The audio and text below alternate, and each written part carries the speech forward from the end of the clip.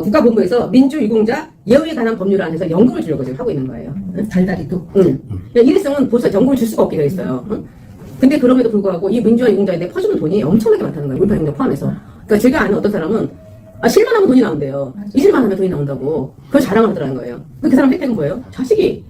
어떤 국가기관 들어가잖아요. 들어가는 경우가 많고. 그때 김민석 씨 총리 할 때, 공청회 청문회 할 때 7억 원인가가 있는데 그 배추값 해갖고 투자해서 받았다 얘기를 해요. 그런데 저는 김민석 씨가 2017년도 그때쯤 2월 달에 유공자 심사 발표가 있었으니까 유공자가 된 게 아닌가라는 생각을 해서 제가 이거 전공기 청구를 한 적이 있었어요. 네. 근데 이제 이 사람들이 공적 동의라고 그다음에 이해관계 충돌 방지법을 위반하는 게 아니냐. 자기네가 자기네 옷을 입는다는 거 이거는 있을 수가 없는 얘기기 때문에 그래서 22대 국회의원 중에서 공개된 민주화 유공자든 5.18 유공자든 합쳐서 한 사람이 28명이 나왔어요.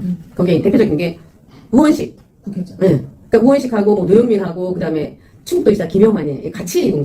대한민국에 별별 유공자가 다 있습니다. 국가 체제를 위태롭게 하는 그런 자들이 배설을 하는 대진년 이제 곧 아마 배설할 것 같습니다. 정말 대한민국 큰일입니다. 자기 소개 좀 부탁드리겠습니다. 네, 저는 제가 1986년 1월 달에 국정원에 들어가서 그다음에 2015년 6월 달에 퇴직했습니다. 거의 30년간 근무를 했죠. 국가정보원 대공수사국 그 안에서 제가 담당했던 업무는 탈북자 신문이었습니다. 북한 탈 주민이라고도 하죠. 탈북자 신문을 담당했었고 처음 한 것이 그때 김만철 일가 왔을 때 일가족 왔을 때 그때 했고 그다음에 87년 11월 달에 칼기 8.58기 폭파 사건의 그 공작원이었죠. 김현희로 호송이 오는데 제가 처음 참여를 하면서 그 이후에 탈북자들을 신문하게 되었습니다. 김현희가 공항에서 내려올 때 탑승구에서 내려올 때 입었던 옷이 제 옷이었는데 체크무늬 옷.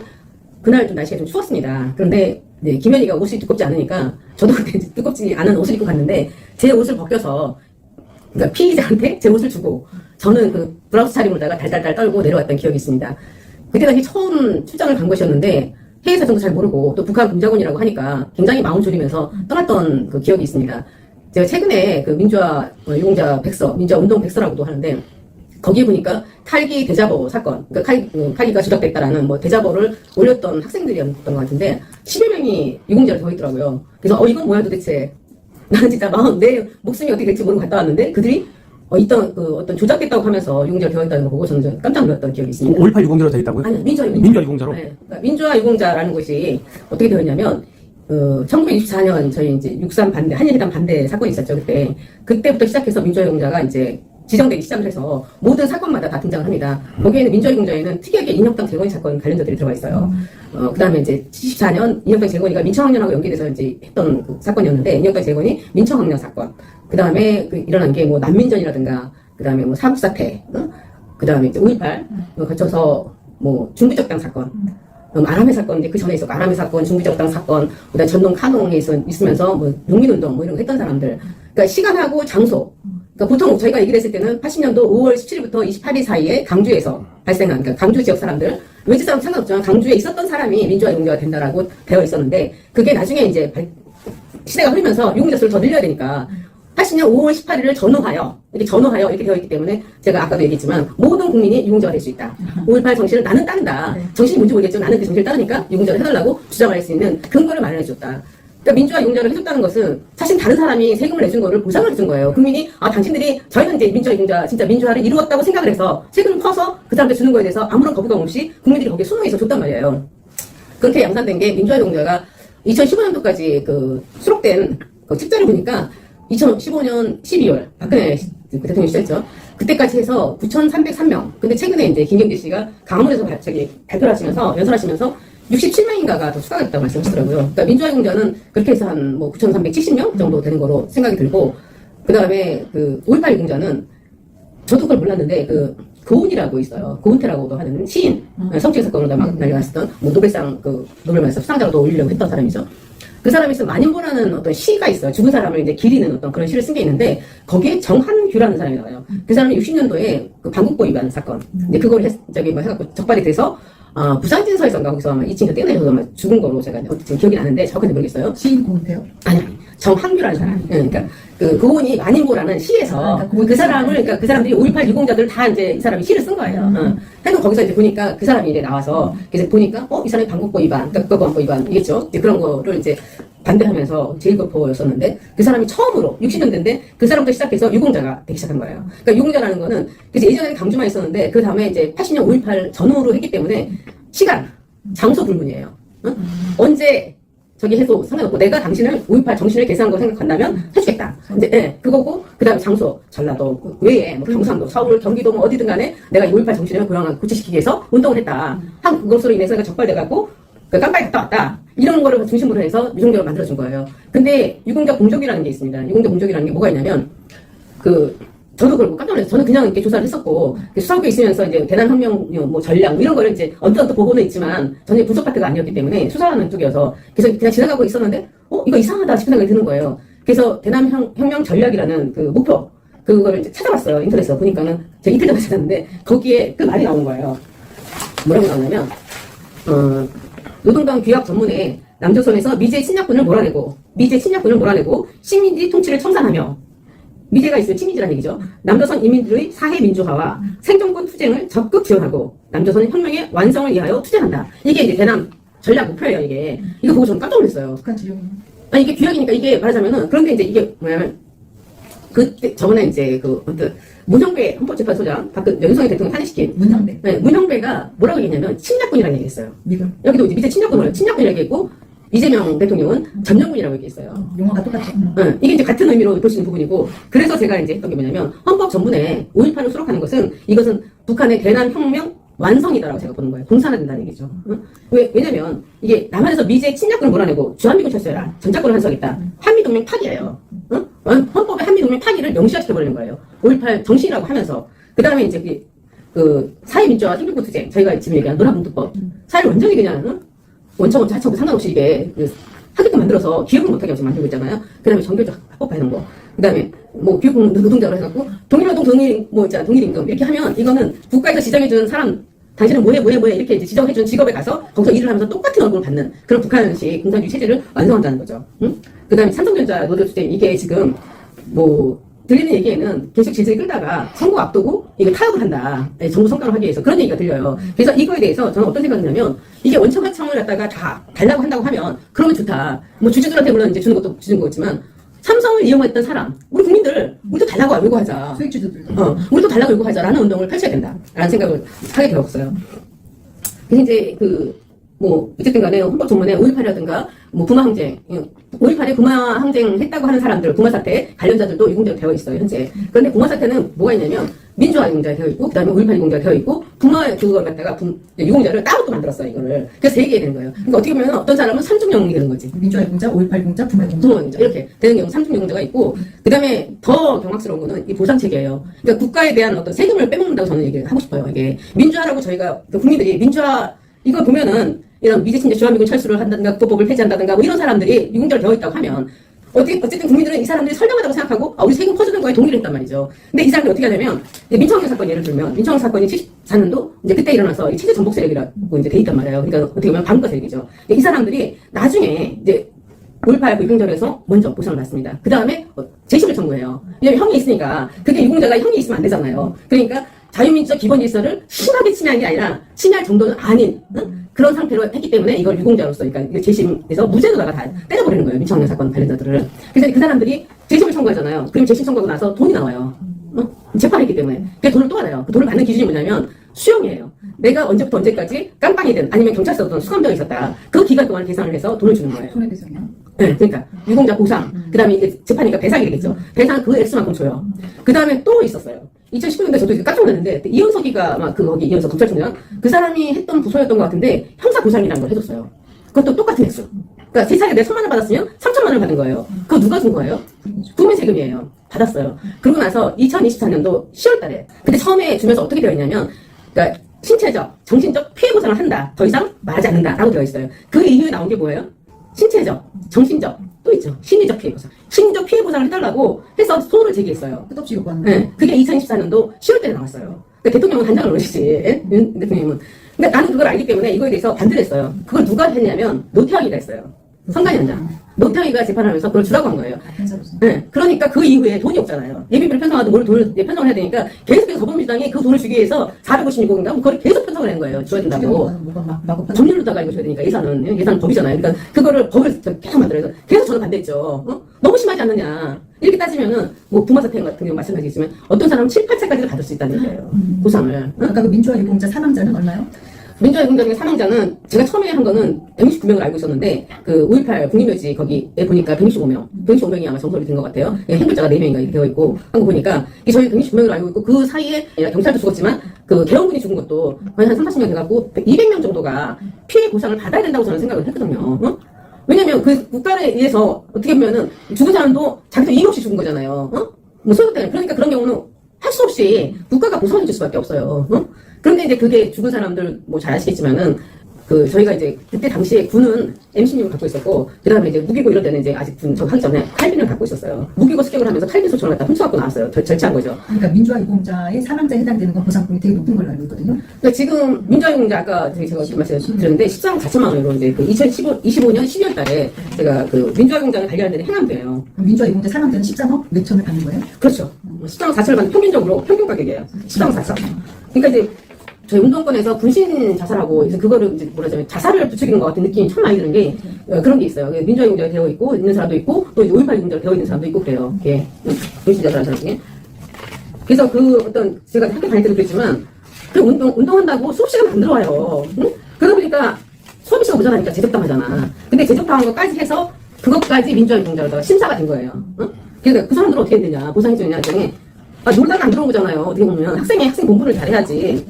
근데 이제 그렇게 안 하고서는 이제 했으니까 얘기했더니 학사증계는 보상금을 주지 않았대요. 응? 근데 단체적 국가 세력이라고 했더니 인업당 재건이 그 다음에 민청년에 대한 보상 어떻게 되냐 그렇게 답변을 회피했어요. 이거는 이제 민주화 보상법이라는 거 있어요. 그래서 이제 물어보니까 얘네들이 그러니까 보상을 하면 그게 일회성입니다. 일회성이고 이게 그래서 얘네들이 그럼 우리는 민주화 운동 유공자라고 얘기를 하는데 얘는 어떻게 해? 민주화 운동 관련자라고 해요. 이 유공자 해서 이게 어떻게 되냐면 국가본부에서 민주 유공자 예우에 관한 법률을 안에서 연금을 주려고 지금 하고 있는 거예요. 달달이도. 일회성은 보상 연금을 줄 수가 없게 되어 있어요. 근데 그럼에도 불구하고 이 민주화 유공자에 퍼주는 돈이 엄청나게 많다는 거예요. 5.18 유공자 포함해서. 그러니까 제가 아는 어떤 사람은 실만 하면 돈이 나온대요. 20만 하면 돈이 나온다고. 그걸 자랑을 하더라는 거예요. 그 사람 혜택은 뭐예요? 자식이. 그 어떤 국가기관 들어가잖아요. 들어가는 경우가 많고. 아까 이제 여기 얘기해서 마이클리 박사님이 이제 2024년에 때 강연에서 말씀하셨는데 그 유공자의 한 뭐 경찰 같은 경우 90%가 유공자 아니냐. 10%. 네, 그런 혜택을 준 것 같은 느낌이 들고 그래서 이번에 어떤 계엄이 일어났을 때 공무원이라는 거는 그 사람의 지시를 받는 게 맞아요. 맞는데도 불구하고 그 지시를 받지 않고 누군가의 어떤 숨은 세력 자기한테 이득을 주는 세력의 말을 듣죠. 네, 그런 건 아니고 그게 바로 그때부터 정권 찬탈이었어요. 무정부 상태였기 때문에 어떻게 보면 내란이라고 보시는 그 상황이 펼쳐지고 있었음에도 국민들은 그거에 대해서 무관심했다는 거죠. 이게 이제 계엄령에 의해서 계엄을 일으켰을 때 80년대 그때 만약에 그 강주에서 이제 계엄령 전국 계엄령이 됐단 말이에요. 그런데 강주 여기 잡지 못하면 그러면 다른 지역 사람들은 그냥 당해도 된다는 얘기인지 응?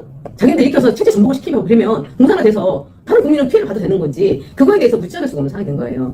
그리고 이제 여기서 이제 마이클리 박사 얘기를 따르면 그때 당시에 80년 5월달에 세 지역을 가서 봉기를 일으키라고 이제 지시가 내려왔다는 거예요. 서울, 그 다음에 강주, 마산인가 이렇게 내려가기 그러는데 네, 세 군데서 같이 봉기를 일으켜라. 근데 그게 이제 서울역 해군으로 해서 이게 이제 무너져 버리고 그래서 거기서 끝나는 걸 생각을 했대요. 근데 강주 지역 사람들만 강주로 가서 봉기를 일으킨 거예요. 지금. 응? 따지고 보면은 그리고 이제 원래 일어난 게 무기고 탈취라든가 그게 먼저고 계엄군 투입이 나중이에요. 시간상으로. 그럼에도 불구하고 계엄군이 먼저 확대를 했다고 하고 또 하나는 이 법에서 5.18 특별법에 뭐가 있냐면 반인권적 범죄라는 게 있어요. 국가가 개인한테 반인권적 범죄, 예를 들어 살인을 했다든가 살해를 했다든가 폭력을 행사했다든가 뭐 이런 거에 대해서 국가가 보상을 해준다 이렇게 되어 있어요. 그런데 반대로 그럼 개인이 국가에 저지른 폭력은 예를 들어서 동의대 사태가 있습니다. 동의대 사건에 거기에 일으켰던 학생들이 아니 처벌은 안 하겠다 한다면 몰라도 이 사람들은 보상을 준 거예요. 52명이 들어가 있습니다. 그때 경찰이 9명이 죽었어요. 여기까지 끊고서는 제가 질문하면 그것만 딱 말씀하시면 좋을 것 같아요. 자, 그러면 지금 5.18 개헌을 민주당 중심으로 하려고 하는데 이 사람들이 지금 민주화 유공자, 5.18 유공자들일까요? 그래서 서로 이해 충돌이 일어서 이 사람들이 지금 개헌을 주장하면 안 되는 입장이 아닐까요? 저도 그렇게 생각을 해요. 왜냐면 국민들이 민주화를 했다는 것으로 이제 해서 보상금을 주고 뭐 돈을 주고 어떤 그 가족에 대한 혜택 그런 걸 주는 거에 대해서 용인을 했단 말이에요. 그런데 이 사람들이 우리가 원하지 않는 그러니까 이 돈을 준 사람들은 어쨌든 자유국가에 살고 싶어서, 자유민주국가에 살고 싶어서 돈을 줬던 사람들이잖아. 자유민주 체제를 옹호하는 사람들. 이 사람이 줬음에도 불구하고 이것을 가지고 자기네 반민주적인 그 법을 제정한다고 하면 이건 당연히 안 되는 것이고, 그다음에 본인한테 가해진 어떤 혜택, 특별한 혜택이 되는 거죠. 끝까지 내가 죽어서도 그 다음에 내 자식이 혜택을 볼 수 있는 어떤 근거를 마련해주는 거, 이득을 주는 거잖아요. 어? 그러니까 이 사람들은 저는 표결에 나서면 안 된다 이렇게 생각을 하고 있어요. 그러면은 제가 질문을 하겠습니다. 지금 이 민주당에서 5.18을 헌법에다가 자꾸 넣으려고 하는 이유가 뭔가가 있습니까? 그거를 좀 말씀해 주십시오. 아까 얘기한 대로 5.18 헌법에 집어넣는다는 거는 5.18에 공적이 있었어요. 공적을 제가 따져봤을 때 그 공적이 뭐냐면 주한미군 철수, 양키고홈, 반미 한 사람. 이거 반미를 집어넣는다는 얘기는 한미동맹 파기예요. 헌법 전문에 5.18 정신이라고 하지만 그 이면에는 한미동맹을 파기하겠다는 뜻이 있는 거예요. 그 다음에 국가기관을 다 무력화시켜놨잖아요. 이미 끝났잖아요. 뭐 국가정보원 완전히 대공수사권 무력화시켜서 간첩을 못 잡게 만들어놨잖아요. 저기 뭐 경찰이 잡을 수 있겠어요? 못 잡아요. 뭐 기무사도 마찬가지고 없애버리고, 방첩사도 없애버리고 이런 상황이니까 기능을 완전히 무력화시켜서 이게 간첩을 더 이상 잡을 수 없어요. 이 나라에서는 그렇게 돼버렸죠. 그 다음에 이제 검경, 검사 안 받겠어. 검찰 완전히 그냥 아작을 해버렸잖아요. 그러니까 검찰이 그나마 이게 수사 능력이 있어서 저희 국정원에 수사한 거를 갖다가 다시 거기서 이제 기소를 하고 그런 걸 해야 되기 때문에 다시 한번 조사를 하게 되는데, 그걸 못하게 막아놨기 때문에 영원히 간첩을 잡을 수 없는 그 세상이 되버리죠. 그러면 뭐야, 이거는 북한이 원하는 세상이 된다는 거죠. 그래서 여기 아까 말씀드린 대로 북한 대남 전략 목표에 따른 우리나라 대남 혁명 완성, 공산화의 완성이다라고 저는 보고 있어요. 북한 지령을 받고 있다라고 민주당은 그렇게 봐야겠네요. 근데 그 북한 지령을 받고 있는 민주당의 민주화 유공자와 5.18 유공자 명단을 얘기해 주세요. 제가 이제 그 조사를 하면서 5.18 유공자의 총 숫자를 알아야 되겠죠. 총 숫자는 그 공개된 거 1차부터 5차까지 5석에 있는 건데, 강주 기념공원? 네, 공원 있는 5석. 그 명단이 4,296명이었어요. 그래서 저는 이제 4,296명만 처음에 이제 했던 거고. 그게 5차까지인가요? 5차까지. 그 사진을 다 찍으신 겁니까? 가서? 사진을 다 찍었어요. 어떻게 방법이 없었어요. 이미 명단이 공개가 됐는지 안 됐는지 몰라서. 그래서 나중에 보니까 문재인 대통령이 그걸 숫자를 다 읽었더라고요. 명부를. 시사인인가 그거 거기에 다 넣었더라고요. 이름이. 그래서 이거 뭐야. 그래서 헛수고했네 라는 이제 생각을 하면서 어쨌든 간에 이제 그걸 다 해갖고. 그 5.18 민주화 공원에 가서 거기에 나와 있는 유공자 명단을 다 사진을 찍으셨다는 사진을 거예요? 찍었어요. 그게 다 만들었어요. 그게 어디에 그 보도가 됐습니까? 스카이데일리. 스카이데일리에? 네, 보도가 됐습니다. 네. 그래서 그거 작업을 하는데 7년 이상 걸렸어요. 왜냐면 같은 사람인지 동명인지 여부를 확인을 해야 되잖아요. 그러니까 이게 뭐 이렇게 유형을 하다 보니까 세상에 저희 회사에서 조사했던 사람들이 유공자가 다 되어 있는 거예요. 간첩까지. 간첩까지. 응, 간첩으로 이제 우리가 이제 명명한 사람까지 뭐 체제 전복 세력이라고 하면 뭐 단체대 뭐 반국가 세력 이렇게 볼 수 있는 상황이지만, 이 간첩으로 이제 완전히 확정된 사람까지 거기에 있는 사실을 알고 사실은 저는 경악을 했어요. 우리는 국정원은 북한하고 싸우는 세력인데 우리가 조사했던 사람들이 거기에 다 있다는 얘기는 이거는 북한을 추정하지 않는다면 있을 수 없는 얘기죠. 실제로 명단을 얘기해 주시죠. 민주당. 그래서 민주당에 이제 있는 사람들이 그 명단을 민주당 소속이라고 했던 사람들은 총 2,000명 정도였어요. 네, 검열을 해보니까. 그런데 우리가 알만한 건데. 지금 현재 국회의원 그런데 예, 그 전에 제가 하나만 질문 드리면은, 그 연합뉴스에서 2015년인가 이 보도한 자료에 보면은 북한 교과서에서 광주 5.18을 자기들이 했다고 이렇게 막 교과서에 교과서에 쓰인다. 있는 거 있고, 예. 저희 이쪽에서 입수하고 다 하긴 했는데, 예. 그거를 저희가 이제 문서로 예. 하지 않으면 그 북한의 뭐 대남 선동에 일환일 수도 있는 상황이고 예. 하니까 그것도 알고 있어요. 다 알고 있어요. 예. 그건 인용하기는 예. 좀 어려워요. 명단부터 한번. 그래서 이제 5.18 유공자하고 이제 민주화 유공자는 사실은 공적이 동일해요. 동일한 공적으로다가 유공자가 됐기 때문에 이제 그 같다고 볼 수밖에 없는 상황이고, 그래서 저는 이제 5.18 민주화 유공자라고 얘기를 해요. 두 개 합쳐서. 근데 이제 이 사람들이 공적이 동일하고 그다음에 이해관계 충돌 방지법을 위반하는 게 아니냐. 자기네가 자기네 옷을 입는다는 거 이거는 있을 수가 없는 얘기기 때문에, 그래서 21대 국회의원 중에서 공개된 뭐 민주화 유공자든 5.18 유공자를 합쳐서 한 사람이 28명이 나왔어요. 거기에 대표적인 게 우원식. 국회의장. 네. 그러니까 우원식하고 뭐 노영민하고 그다음에 충북도지사 김영만이 같이 유공자가 됐어요. 네, 그런 상황이고, 우원식이 그다음에 이하경이 국회 부의장이죠. 5.18 그 강도 상임미수. 상임미수자가 국회 부의장입니까? 민주화 유공자. 그리고 민주화 유공자고 강도 상인데 5.18이고 민주화 유공자 이하경 씨는. 이하경 씨가 강도 상해자가 네. 어, 또 본인이 저는 사퇴를 해야 된다고 얘기를 했어요. 근데도 꼼짝없이 안 하더라고요. 여론을 움직여야 돼. 이제 윤호중 행안부 장관은 강금 린치 사건이 있었던 사람이에요. 그러면 지금 행안부 장관이면은 이번에 선거관리죠. 선거 관리를 해서는 안 되겠네요. 그리고 하면 안 되죠. 선거 관리 해서도 안 되고 지금 네. 뭐 개헌 뭐 찬반 투표에 참여해서도 안 되겠네요. 참여해서도 안 되는 거고. 아.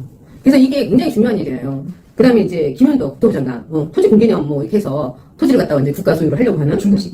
김현덕 국토부 장관. 그다음에 이분은 맨날 웃기만 해 나와서 아는 게 없어. 좀 죄송한 얘기지만. 그다음에 서영교 국토특위위원장. 이 사람은 저기죠 법사위원장을 이제 또 하고 있고, 그다음에 남편도 유공자예요. 장모식이. 유공자고, 그다음에 김남근, 김정민. 서울대 나오고 그 대전에 있는 사람이 있어요. 김정민 그 개그맨 약간 개그스러우신 분. 김종민, 그다음에 김영진, 김정후, 민병덕, 박선원. 박선원. 네. 박선원 이거 이름 꼭 기억해 주세요. 박선원. 예. 그다음에 소병훈, 송재공, 신영대. 신영대 씨는 최근에 그 핸드폰 약하게 갖고 해서 댓글 조작하다가 그 했고 이 사람은 새만금하고도 또 관련이 있어요. 의원직 박탈됐죠. 그다음에 신정훈. 이 사람은 이제 전남도지사 나왔다가 떨어졌고, 그다음 위성군 제주도지사 후보로 지금 나와 있고, 그다음에 윤호덕이도 아마 우원식하고 같이 한다든가 아마 그랬을 거예요. 윤건영, 이건태. 근데 이 사람은 5.18 용절 되어 있는데 나이상 이 사람이 됐을까라는 그 의아함이 좀 있긴 해요. 이건태 본인이 아니라고 얘기해 줬으면 좋겠고요. 그다음에 이기헌, 이 사람은 이제 자기 배가 나와서 배치기를 한 거지 의도는 없었다고 얘기했던 이기헌 씨.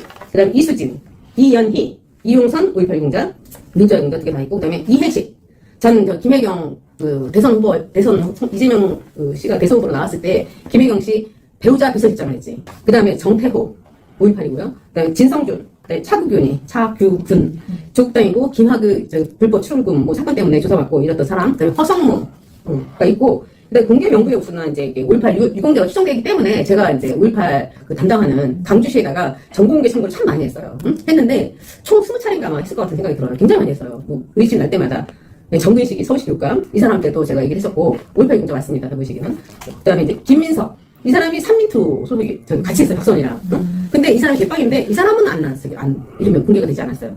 김민석이 그다음에 민형배 그다음에 박범계 박찬대 인천시장 거죠. 네, 박지원 우상호 강원도지사 후보 이인영 그다음에 정동영 통일부장관 이분이 왜 자꾸 이렇게 북한들 하는 얘기가 있는가 싶은 생각이 들어서 예전에 한번 제가 찾아놓은 게 있었거든요. 정동영 통일부 장관이 민청 학령을 선고유예 받은 거에 대해서 재심을 청구했다는 기사가 있어요. 그래서 무슨 선고유예를 재심을 청구하나라고 생각을 했었는데 그래서 통일부 장관 이분이 민주화용자나 5.18 용자나 둘 중에 하나일 수 있겠다라는 생각을 했었고요.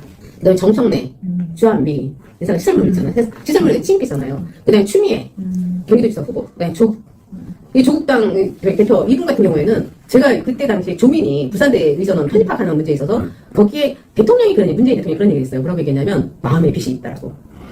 마음의 빚 무슨 마음의 빚이 있을까? 그래서 저는 이 조국당 이 사람 조국이 산호맹 사건 관련자예요. 근데 백태웅하고 박기평이 박노해라고 하는 시인 그 두 사람만 민주화일 공자로 되어 있고 조국은 안 되어 있어요. 근데 조국이 잘 도와주고 있는 한인섭이가 민주화일 공자예요. 교수가 서울대 교수가. 그래서 이 사람도 가능성이 있다고 생각이 들고 또 하나 제가 조금 그때 김민석 씨 총리 할 때 공청회 총리 할 때 7억 원인가가 있는데 그 배출값 뭐 해갖고 투자해서 받았다 얘기를 해요. 그런데 저는 김민석 씨가 2017년도 그때쯤 2월달에 유공자 심사 발표가 있었으니까 유공자가 된 게 아닌가라는 생각을 해서 제가 이거 전공기 청구를 한 적이 있었어요. 네. 이렇게 생각이 이 정도가 한 40여 명 정도가 더불어민주당에 있고 이분들은 진짜 하시면 안 돼요. 물론 이성근이나 뭐 지자체장을 나간 사람들은 의원직 뭐 내놨다고 얘기를 하는 것 같긴 한데 이분들은 하시면 안 돼요. 40여 명인데 이분들 중에 상당수가 부정선거 의혹자예요. 그러니까 아, 그래요? 민주당에서 52명이 부정선거자라고 우리가 찍고 있는데 대부분 그분들이네요. 아, 그래요? 그건 모르겠네요.